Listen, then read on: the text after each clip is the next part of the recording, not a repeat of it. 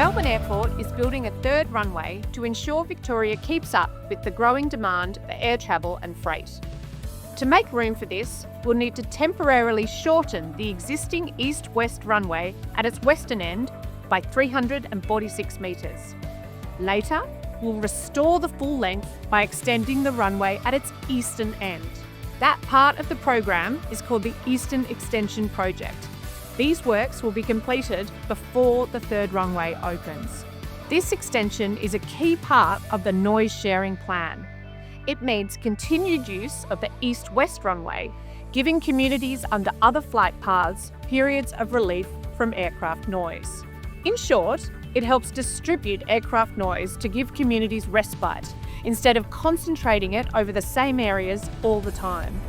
In 2026, we'll be out consulting about the Eastern Extension Project as we prepare the major development plan for government approval. Keep an eye on our Major Projects Hub website and subscribe to our email updates to stay informed. It's all part of building Melbourne Airport for the future.